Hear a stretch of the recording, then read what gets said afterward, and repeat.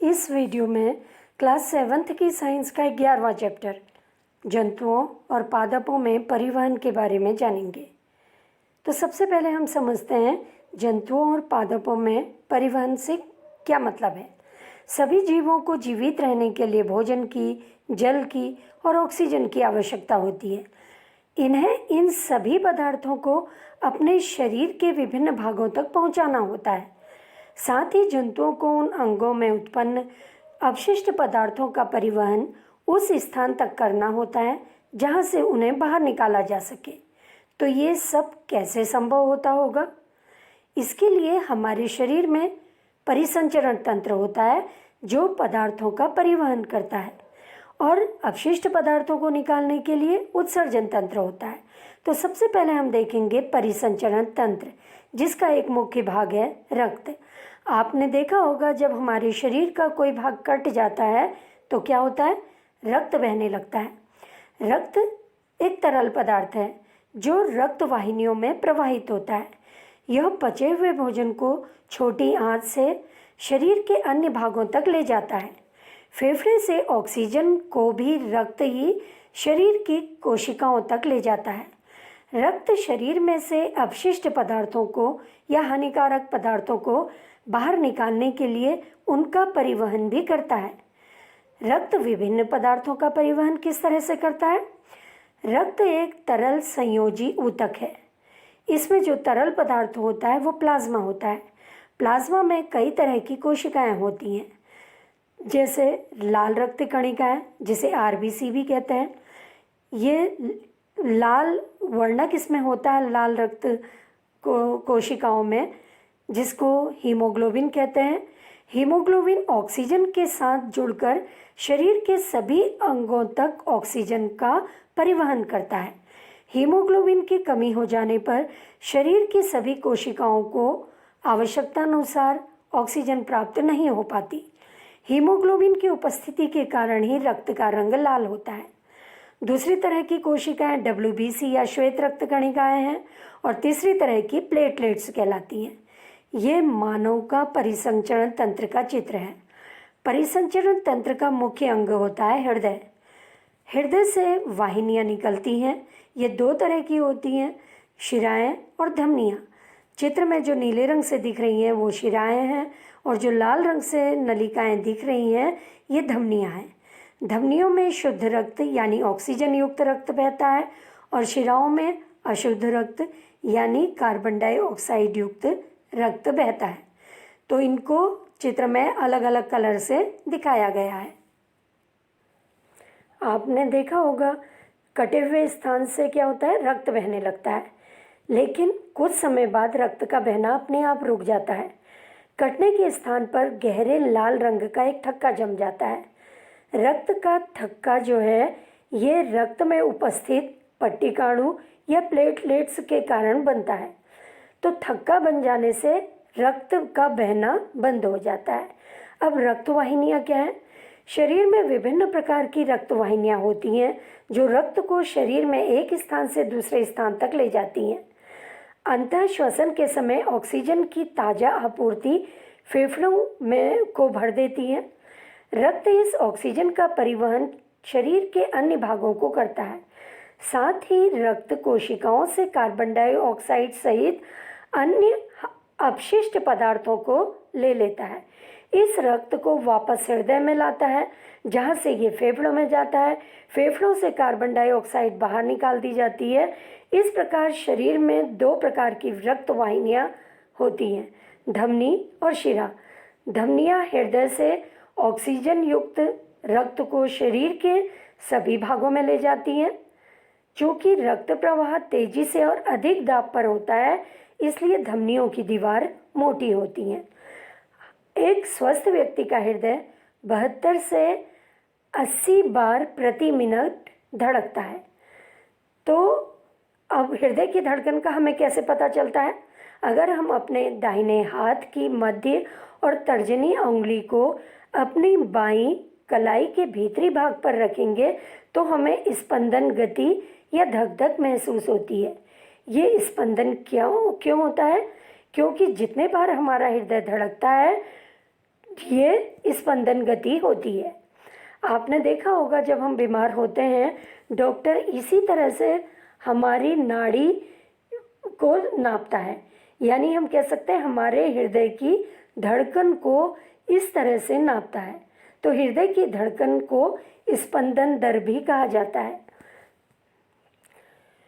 वे रक्त वाहिनियाँ जो carbon dioxide युक्त रक्त को शरीर के सभी भागों से वापस हृदय में ले जाती हैं, शिराएं कहलाती हैं। शिराओं की भित्तियाँ धमनियों की अपेक्षा पतली होती हैं। शिराओं में ऐसे वाल्व होते हैं जो रक्त को केवल हृदय की ओर ही प्रवाहित होने देते हैं। धमनियाँ आगे जाकर छोटी छोटी वाहिनियों में विभाजित हो जाती हैं। ऊतकों में पहुंचकर वे और अधिक पतली नलिकाओं में विभाजित हो जाती हैं, जिन्हें केशिकाएं कहते हैं। केशिकाएं पुनः मिलकर शिराओं को बनाती हैं जो रक्त को हृदय में ले जाती हैं। तो शिराएं शरीर के विभिन्न भागों से रक्त को हृदय में लाती हैं और धमनियाँ हृदय से रक्त को शरीर के विभिन्न भागों तक ले जाती हैं। धमनी सदैव ऑक्सीजन युक्त रक्त ही ले जाती हैं, लेकिन फुफ्फुस धमनी में अशुद्ध रक्त या कार्बन डाइऑक्साइड युक्त रक्त बहता है। फुफ्फुस धमनी क्या करती है? ये कार्बन डाइऑक्साइड समृद्ध रक्त को फेफड़ों तक ले जाती है। अब देखिए यहाँ पे ये परिवहन जो हमारे शरीर का है, रक्त परिसंचरण तंत्र, इसको यहाँ चित्र द्वारा समझाया गया है। हमारा हृदय जो है ये परिसंचरण तंत्र का मुख्य भाग होता है। इसमें से देखिए रक्त जो है ये धमनियों के द्वारा शरीर के विभिन्न भाग तक पहुंचता है। फुफ्फुस धमनी के द्वारा फेफड़ों तक रक्त पहुंचता है। अब फुफ्फुस धमनी में अशुद्ध रक्त होता है, यानी कार्बन डाइऑक्साइड युक्त रक्त होता है, और बाकी धमनियों में शुद्ध रक्त होता है जो शरीर के विभिन्न भागों तक पहुंचता है।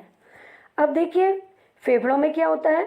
जो अशुद्ध रक्त पहुंचा, कार्बन डाइऑक्साइड निकल जाती है, ऑक्सीजन यहाँ पे मिल जाती है। ये ऑक्सीजन युक्त रक्त जो है ये फुफ्फुस शिरा के द्वारा हृदय में जाता है, और शरीर की अन्य भागों से जो अशुद्ध रक्त है ये शिराओं के द्वारा वापस हृदय में आता है। तो इस तरह से धमनियों में शुद्ध रक्त बहता है, लेकिन फुफ्फुस धमनी में अशुद्ध रक्त बहता है। शिराओं में अशुद्ध रक्त या कार्बन डाइऑक्साइड युक्त रक्त होता है, लेकिन फुफ्फुस शिरा में ऑक्सीजन युक्त रक्त यानी शुद्ध रक्त होता है। अब देखिए मानव हृदय वो अंग है जो रक्त द्वारा पदार्थों के परिवहन के लिए पंप के रूप में कार्य करता है। यह लगातार धड़कता रहता है। एक ऐसे पंप की तरह हमारा हृदय एक ऐसे पंप की तरह कार्य करता है जो बिना रुके हुए लगातार चलता रहता है। हृदय वक्ष गुहा में स्थित होता है, जिसका निचला सिरा थोड़ी बाईं ओर झुका रहता है। हृदय का जो आकार है ये हमारी मुट्ठी के बराबर होता है। यदि हृदय में कार्बन डाइऑक्साइड और ऑक्सीजन से समृद्ध रक्त परस्पर मिल जाए तो क्या होगा? ऐसी स्थिति उत्पन्न न हो, इसके लिए हमारे हृदय 4 कोष्ठ में बटा रहता है। 2 अलिंद और नीचे के जो 2 कोष्ठ होते हैं वो निलय कहलाते हैं। कक्षों के बीच का विभाजन जो दीवार के द्वारा होता है, उससे क्या होता है? ऑक्सीजन समृद्ध रक्त और कार्बन डाइऑक्साइड से समृद्ध रक्त आपस में नहीं मिल पाते। यहाँ पे देखिए चित्र दिया हुआ है, ये चित्र मानव हृदय का दिया हुआ है। जो मानव हृदय है ये परिसंचरण तंत्र का एक मुख्य अंग है। इसमें 4 कोष्ठ होते हैं। ये कोष्ठ कौन कौन से हैं? देखिए दायां अलिंद और उसके नीचे है दायां निलय, और बीच में इसमें क्या होते हैं? वाल्व होते हैं। वाल्व से क्या होता है? रक्त का प्रवाह एक दिशा की ओर को होता है। दूसरी साइड को देखिए, यहाँ पे बायां अलिंद है और नीचे इसके बायां निलय है। तो इस तरह से मानव हृदय के 4 कोष्ठ हैं, 2 अलिंद और 2 निलय। अब देखिए फुफ्फुस शिरा क्या करती है? शुद्ध रक्त को हृदय में लाती है। और ऊपर जो है ये फुफ्फुस धमनी अशुद्ध रक्त को फेफड़ों तक ले जाती है। और ऊपर महाधमनी दिखा रखी है जो शरीर के विभिन्न भागों को रक्त पहुंचाती है।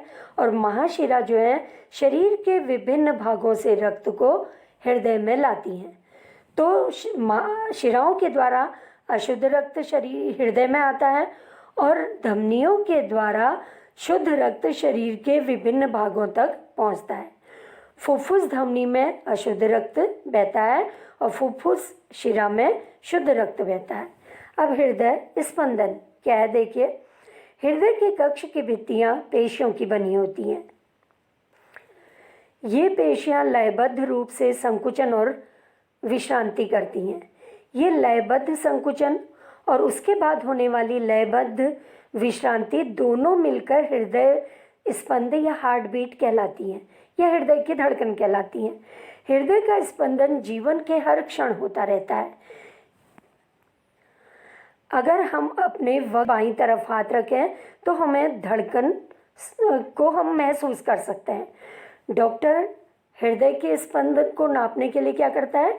स्टेथोस्कोप का उपयोग करता है। स्टेथोस्कोप क्या करता है? हृदय की जो ध्वनि होती है इसकी आवाज़ को तेज करके सुनाता है। स्टेथोस्कोप को हम मॉडल इसका घर में बना सकते हैं। इसके लिए हमें क्या क्या चीज़ें चाहिए देखिए। एक छोटी सी कीप की ज़रूरत होती है और कीप के स्तंभ पर लगाने के लिए रबड़ की नली की ज़रूरत होती है और कीप के मुख पर रबड़ की एक झिल्ली बनाने के लिए गुब्बारे की ज़रूरत होती है। रबर बैंड की सहायता से गुब्बारे को कसकर लगा दिया जाता है। अब इससे हम हृदय की धड़कन कैसे सुनेंगे? कीप के मुख को अपने वक्ष पर हृदय के पास रखेंगे और सावधानी से नली के द्वारा सुनने की कोशिश करेंगे तो हमें एक नियमित स्पंदन ध्वनि सुनाई देती है। जितने बार हमारा हृदय धड़कता है वो हमें स्टेथोस्कोप से सुनाई देता है। देखिए जो डॉक्टर के पास स्टेथोस्कोप रहता है वो इस तरह का है। इसमें ये चेस्ट पीस इसमें दिया है जो वक्ष पे लगाया जाता है। ये ट्यूब है और श्रोतिका है। श्रोतिका यानी जिससे कान में लगाकर सुना जा सकता है। और ये घर में बनाया हुआ स्टेथोस्कोप है। देखिए यहाँ पे एक कीप की ज़रूरत होती है। ये कीप घर में आसानी से उपलब्ध हो जाती है। इस कीप जो कीप है इसके ऊपर क्या होता है? एक मेम्ब्रेन बनानी होती है जो हम गुब्बारे को खींचकर कस के रबर बैंड से लगाकर इसको एक मेम्ब्रेन जैसी बना देते हैं। और नीचे क्या है? नली है। अब देखिए जब हमें हृदय की धड़कन सुननी होती है कीप को हम अपने वक्ष के पास रखेंगे और नली को अपने कान में लगाएंगे तो इस घर में बने हुए स्टेथोस्कोप के मॉडल के द्वारा हम अपनी हार्ट बीट को या हृदय के स्पंदन को सुन सकते हैं। रक्तदान, आपने सुना होगा रक्तदान का नाम। रक्त की अनुपलब्धता के कारण क्या होता है? सैकड़ों लोग अपनी जान गंवा देते हैं। स्वेच्छा से किया गया रक्तदान हानि रहित व दर्द रहित होता है जो कई अनमोल लोगों की जान बचा सकता है। रक्तदान अस्पतालों में सरकार द्वारा अधिकृत जगहों पर ही किया जाना चाहिए। दान किया गया रक्त ब्लड बैंक में विशेष देखभाल के साथ रखा जाता है। रक्त परिसंचरण तंत्र की खोज रक्त परिसंचरण की खोज सबसे पहले विलियम हार्वे ने की थी जो एक डॉक्टर थे। क्या स्पंज और हाइड्रा में भी रक्त होता है? स्पंज और हाइड्रा जैसे जंतुओं में कोई परिसंचरण तंत्र नहीं पाया जाता। जिस जल में रहते हैं उनके शरीर में प्रवेश करके उनके भोजन और ऑक्सीजन की आपूर्ति वही जल कर देता है। जब जल बाहर निकलता है तो वह अपने साथ कार्बन डाइऑक्साइड और अवशिष्ट पदार्थों को ले जाता है। अतः उन्हें परिसंचरण हेतु अलग से परिसंचरण तंत्र की आवश्यकता नहीं होती। अब जंतुओं में उत्सर्जन, शरीर में अवशिष्ट पदार्थ के रूप में उत्पन्न कार्बन डाइऑक्साइड फेफड़ों द्वारा उच्च वसन के प्रक्रम के दौरान शरीर से बाहर निकल जाती है। इसी तरह अपाचित भोजन बहिक्षेपण प्रक्रम के द्वारा मल के रूप में शरीर से बाहर निकाल दिया जाता है। अन्य अपशिष्ट पदार्थ शरीर द्वारा कैसे बाहर निकाले जाते हैं? आखिर ये अपशिष्ट पदार्थ आते कहाँ से हैं? देखिए, जब हमारी कोशिकाएं अपना कार्य करती हैं, कोशिकाओं में कई तरह के कार्य होते हैं, जैसे उसमें श्वसन भी होता है, उत्सर्जन होता है। तो इसमें क्या होता है, कुछ पदार्थ अपशिष्ट के रूप में निकलते हैं। अधिकांश ये पदार्थ हानिकारक या विषैले होते हैं, इसलिए इन्हें शरीर से बाहर निकालने की आवश्यकता होती है। सजीवों द्वारा कोशिकाओं में निर्मित होने वाले अपशिष्ट पदार्थों को बाहर निकालने के प्रक्रम को उत्सर्जन कहते हैं, और उत्सर्जन में भाग लेने वाले सभी अंग मिलकर उत्सर्जन तंत्र बनाते हैं। अब है मानव उत्सर्जन तंत्र। मनुष्य के उत्सर्जन तंत्र में कौन कौन से भाग होते हैं? देखिए, रक्त में उपस्थित अपशिष्ट पदार्थों को शरीर से बाहर निकालना आवश्यक होता है। ये किस प्रकार होता है? इसके लिए रक्त को छानने के लिए शरीर में एक विशेष व्यवस्था होती है। यह व्यवस्था वृक्क या गुर्दे में उपस्थित रक्त कोशिकाओं के द्वारा उपलब्ध की जाती है। जब रक्त दोनों वृक्कों में पहुंचता है तो इसमें उपयोगी और हानिकारक दोनों प्रकार के पदार्थ होते हैं। उपयोगी पदार्थों को रक्त में फिर से अवशोषित कर लिया जाता है। जल में घुले हुए अपशिष्ट पदार्थ मूत्र या यूरिन के रूप में अलग कर लिए जाते हैं। वृक्क, मूत्रवाहिनियां, मूत्राशय, मूत्र मार्ग मिलकर उत्सर्जन तंत्र बनाते हैं। कोई वयस्क व्यक्ति सामान्यतः 24 घंटे में 1.8 लीटर तक मूत्र करता है। मूत्र में क्या होता है, 95% जल होता है, 2.5% यूरिया होता है और 2.5 अन्य अपशिष्ट पदार्थ होते हैं। देखिए, ये चित्र मानव का उत्सर्जन तंत्र का चित्र दिया है। मानव उत्सर्जन तंत्र के जो मुख्य अंग होते हैं, ये क्या होते हैं? वृक्क होते हैं। तो देखिए, मनुष्य में 2 वृक्क या गुर्दे होते हैं, किडनी भी इसको कहते हैं। तो 2 वृक्क इसमें होते हैं जो सेम के बीज के आकार के होते हैं। तो वृक्क जो है एक तरह से क्या कर रहा है, हानिकारक पदार्थों को छानने का काम कर रहा है। रक्त में से हानिकारक पदार्थ छन जाते हैं।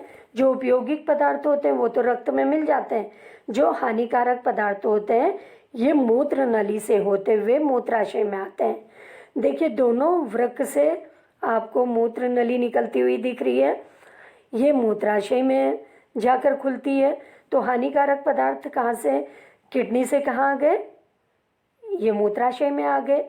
मूत्राशय पेशियों से बना होता है। ये मूत्र मार्ग में खुलता है और नीचे एक छेद होता है जिसको मूत्र रंध्र कहा जाता है। तो इस तरह से ये पूरा मानव का उत्सर्जन तंत्र का चित्र है। तो किडनी छन्नी का काम कर रही है जो हानिकारक पदार्थों को छानती है। क्या स्वेदन या पसीना आने का कोई विशेष प्रयोजन होता है? देखिए, गर्मी में क्या होता है, मिट्टी से बने घड़ों में रखा हुआ पानी ठंडा हो जाता है। इसका कारण क्या है, घड़े में छेद होते हैं, छोटे छोटे छेदों से रिसकर पानी बाहरी सतहों पर आ जाता है। जब ये वाष्पित होता है तो घड़े में बचा शेष पानी ठंडा हो जाता है। तो यही प्रक्रिया किसमें होती है, पसीना आने में होती है। पसीना आने से हानिकारक पदार्थ तो निकलते हैं, साथ ही हमारे शरीर का ताप नियंत्रित होता है। देखिए, कभी कभी संक्रमण या चोट लगने के कारण व्यक्ति के वृक्क काम करना बंद कर देते हैं। वृक्क के अक्रिय हो जाने की स्थिति में रक्त में अपशिष्ट पदार्थों की मात्रा बढ़ जाती है। ऐसे व्यक्ति की अधिक दिनों तक जीवित रहने की संभावना कम हो जाती है। तथापि यदि कृत्रिम वृक्क द्वारा रक्त को नियमित रूप से छानकर उसमें से अपशिष्ट पदार्थों को हटा दिया जाए तो व्यक्ति काफ़ी समय तक जीवित रह सकता है। तो रक्त को छानने की कृत्रिम प्रक्रिया डायलिसिस कहलाती है। देखिए, क्या अन्य जंतु भी मूत्र करते हैं? जंतु के शरीर से अपशिष्ट रसायनों के निष्कासन की विधि जल की उपलब्धता पर निर्भर करती है। मछली जैसे जलीय जंतु कोशिका के अपशिष्ट उत्पादों को अमोनिया के रूप में उत्सर्जित करते हैं जो सीधे जल में घुल जाती है। पक्षी, छिपकली, सर्प जैसे कुछ जंतु अपने शरीर से अवशिष्ट पदार्थों का उत्सर्जन अर्ध घन या सेमी सॉलिड पदार्थ के रूप में करते हैं। अब देखिए पादपों में पदार्थों का परिवहन कैसे होता है। पादपों में किस तरह से जल का, खनिज पोषकों का या भोजन का परिवहन होता है। पौधे अपनी जड़ों द्वारा मिट्टी से जल और खनिज पोषकों का अवशोषण करके उन्हें पत्तियों को उपलब्ध कराते हैं। पत्तियां जल और कार्बन डाइऑक्साइड का उपयोग करके प्रकाश संश्लेषण की क्रिया द्वारा पौधों के लिए भोजन बनाती है। सभी जीवों का भोजन उनके लिए ऊर्जा का स्रोत है तथा जीव की प्रत्येक कोशिका में ग्लूकोज का विखंडन होने से ऊर्जा निकलती है। कोशिकाएं इस ऊर्जा का उपयोग जीवन की मूल क्रियाविधियों को संपादित करने में करती हैं। इसलिए यह आवश्यक हो जाता है कि प्रत्येक कोशिका को भोजन उपलब्ध हो। तो इसके लिए पौधे में क्या होता है, दो तरह के ऊतक होते हैं, फ्लोएम जिनके द्वारा भोजन का परिवहन होता है और जाइलम जो खनिज पदार्थ और जल का परिवहन करता है। तो देखिए जल और खनिजों का परिवहन पौधों में किस तरह से होता है। पादप मूल या जड़ें जल और खनिज पदार्थों को अवशोषित करते हैं। जड़ों में मूलरोम होते हैं। वास्तव में मूलरोम जल में घुले हुए खनिज पोषक पदार्थ और जल के अंतर्ग्रहण के लिए मूल के सतह क्षेत्रफल को बढ़ा देते हैं। मूलरोम मृदा कणों के बीच उपस्थित जल के संपर्क में होते हैं। जल जो है ये जाइलम कोशिकाओं के द्वारा जड़ों से होता हुआ पौधे के प्रत्येक भाग तक पहुंचता है। इसलिए जाइलम को क्या कहते हैं, संवहन ऊतक कहते हैं। या हम कह सकते हैं जाइलम जो है ये ऐसी वाहिकाएं हैं जो पाइप की तरह कार्य करती हैं और इस तरह से जड़ों के द्वारा अवशोषित जल और खनिज लवणों को पौधे के हर भाग तक पहुंचाती हैं। जाइलम ऊतक का जाल या जाइलम नलियों का जाल जड़ से लेकर पत्तियों तक फैला रहता है। अब देखिए यहाँ पे ये तने का सेक्शन काट के दिखा रखा है, ये पौधे का। इसमें देखिए मूलरोम दिखा रखे हैं, ये जल को अवशोषित करते हैं। मूलरोम कहाँ पे है, मूलरोम पानी मिट्टी में है। मिट्टी से क्या करते हैं, ये जल को अवशोषित करते हैं। जल जाइलम की कोशिकाओं से होता हुआ पौधे के हर भाग तक जाता है। ये जो नीले रंग से दिखा रखा है ये समझ लीजिए जाइलम की कोशिकाएं हैं, नलिकाएं हैं जो पानी को ऊपर चढ़ाने का कार्य करती हैं। देखिए पानी कैसे ऊपर पहुंचता है, इसके लिए एक एक्टिविटी कर सकते हैं जिसके लिए हमें एक कांच के गिलास, पानी, लाल स्याही और एक कोमल शाकी पौधे की टहनी की आवश्यकता होती है। साथ ही एक ब्लेड की ज़रूरत होती है। इसके लिए हम क्या करेंगे, गिलास को थोड़ा पानी से भर लेंगे और उसमें लाल स्याही डाल देंगे और उसके ऊपर एक शाकी पौधे की टहनी को रख देंगे, कोमल टहनी को। अब कुछ देर तक रहने के बाद हम जब इस टहनी का सेक्शन काट के देखते हैं तो इसमें क्या होता है, कुछ बीच में कोशिकाएं हमको लाल रंग की दिखाई देती हैं। ये लाल रंग कहाँ से आया है, इसमें ये जाइलम कोशिकाएं हैं। ये जाइलम की कोशिकाओं के द्वारा पानी ऊपर चढ़ता है तो ये कोशिकाएं लाल रंग की हो जाती हैं। अब इसके बाद वाष्पोत्सर्जन। पादपों में वाष्पोत्सर्जन की क्रिया होती है। वाष्पोत्सर्जन की क्रिया द्वारा बहुत अधिक जल निर्मुक्त होता है। देखिए पौधे क्या करते हैं, मिट्टी से खनिज पोषक तत्व और जल को अवशोषित करते हैं। अवशोषित किया सारा जल पादपों के द्वारा उपयोग नहीं किया जाता। पत्तियों की सतह पर छोटे छोटे रंध्र या स्ट्रोमेटा होते हैं। स्ट्रोमेटा से वाष्पोत्सर्जन की क्रिया होती है और इस क्रिया के द्वारा जल वाष्पित हो जाता है। पत्तियों से जल के वाष्पोत्सर्जन होता है। उससे क्या होता है, एक खिंचाव उत्पन्न होता है। इस खिंचाव के कारण क्या होता है, पानी ऊपर चढ़ता रहता है।